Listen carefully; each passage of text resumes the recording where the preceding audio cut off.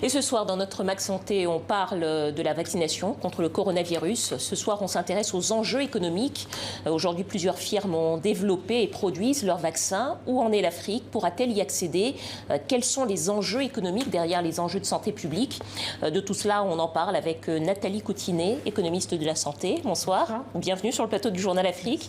On va peut-être d'abord jeter un coup d'œil à la courbe et aux chiffres de la Covid sur le continent. Ce soir, on en est à 3 415 334 cas confirmés, 84 647 décès. C'est une croissance exponentielle, en particulier depuis ces dernières semaines. On parle de deuxième vague.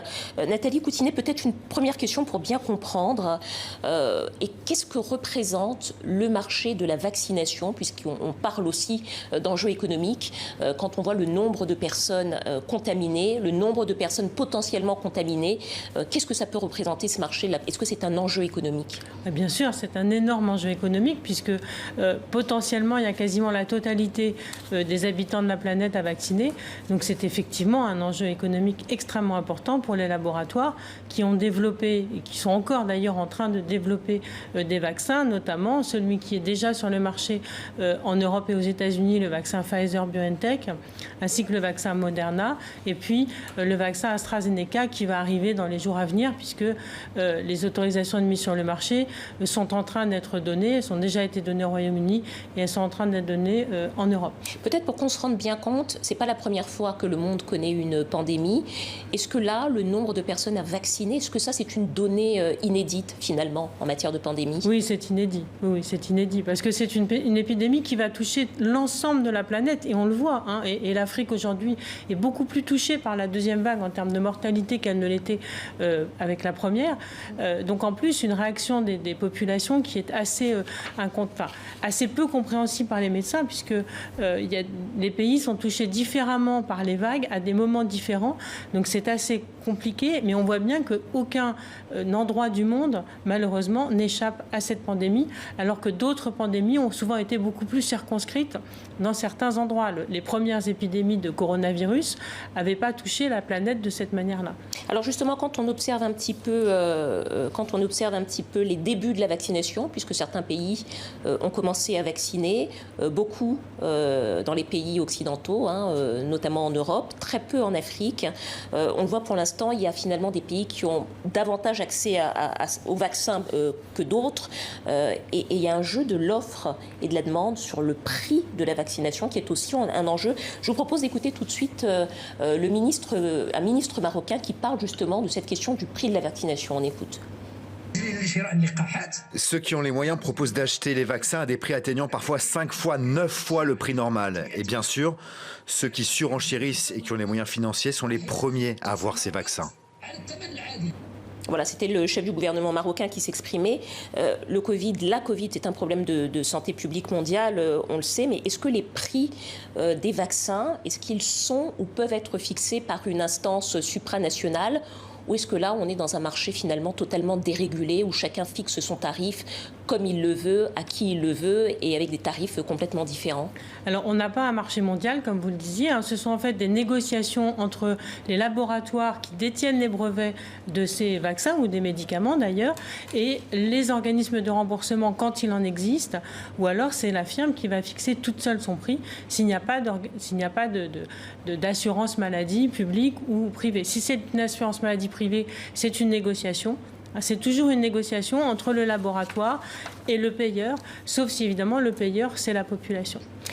Et ce qu'on vient d'entendre, c'est-à-dire des prix fixés de façon différente en fonction des pays, est-ce qu'il y a moyen, au fond, d'éviter qu'on arrive à ce type de situation? Parce que la résultante, ce sera que les pays les plus pauvres auront moins accès aux vaccins contre la Covid.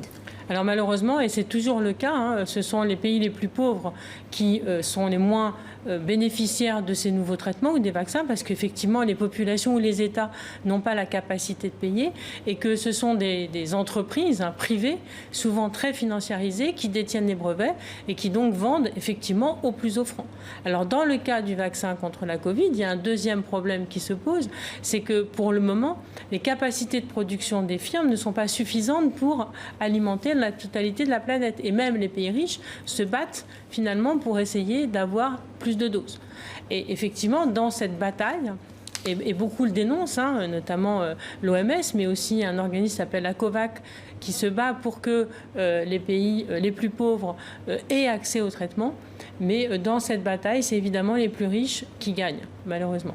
Est-ce qu'on pourrait imaginer une situation comme on l'a connue, par exemple, avec les médicaments, les antirétroviraux génériques pour le virus du sida, et cette bataille finalement qui a été menée par plusieurs pays, notamment l'Afrique du Sud, pour qu'ils puissent produire finalement pour rien et avoir finalement quasiment pour rien du tout, financièrement, accès aux médicaments. Est-ce qu'on peut imaginer ça pour le vaccin contre la Covid? Alors, on pourrait l'imaginer, sauf que pour le moment, le vaccin n'est pas un générique, puisqu'au contraire, il vient juste de... Il y a un brevet dessus et donc n'importe qui ne peut pas... Exactement. Il y a un brevet dessus, n'importe qui ne peut pas le produire. Et puis, ces règles des brevets qui s'appliquent mondialement, elles ont été définies dans le cadre de l'OMC, de l'Organisation mondiale du commerce, et qui fixent donc mondialement ces brevets. L'Inde et l'Afrique du Sud ont demandé justement que le vaccin contre la Covid soit libre de droit, c'est-à-dire qu'il n'y ait pas de brevet qui s'applique, mais ça a été refusé par l'ensemble des pays les plus riches. Pardonnez-moi, je vous arrête tout de suite. Quand vous dites libre de droit, ça veut dire que n'importe quel pays